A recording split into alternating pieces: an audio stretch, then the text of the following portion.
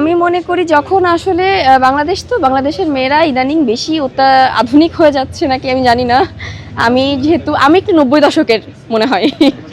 আমার কথা হচ্ছে যে 20 লাখ টাকা যে লয়াল ডিসলয়ালে যেখানে এক কোশ্চিন আসে যে 20টা ছেলেকে একসাথে তুমি ডেট করছো, এটা আসলে আমি বলবো যে না, এটা ঠিক না।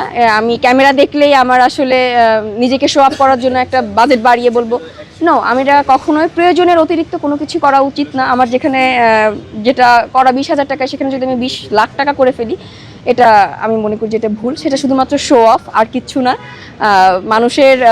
অনেক মানুষ দেখবেন যে 2,000 টাকায় পুরো পরিবারের বাজেট করে ফেলছে।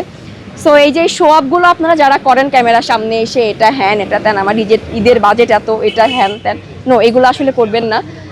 ঈদ যদি পারেন, ঈদ আসলে আমার বাবা ছোটবেলা একটা কথা বলছিল যে যেদিন সবাই খুশি ওই দিনই আসলে ঈদ।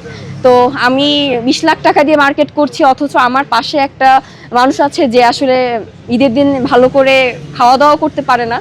আমার উচিত তাকে, সেই মানুষটাকে হেল্প করা। সে খুশি থাকলে, যেহেতু সে আমার প্রতিবেশী, সে খুশি, মানে ঈদ যেদিন সবাই খুশি থাকবে ওই দিন ঈদ। সো এই যে শো অফের একটা জিনিস আছে মানুষের ভেতরে, যে শো অফ যে জিনিসটা, এটা আমার মনে হয় যে এটা করা উচিত না। প্রত্যেকটা মেয়েরই মাথায় রাখা উচিত।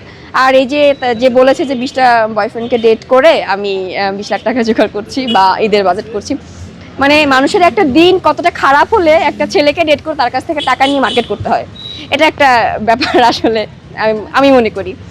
তো অন্যের টাকাই না করে 20 লাখ টাকা উনি যদি বলতো যে নিজে কামাই করেছি, আমি অবশ্যই তাকে বলতাম যে আপনি আসলে অনেক অনেক বিজ্ঞমান বা আপনি অনেক ভালো, এটা বলতাম।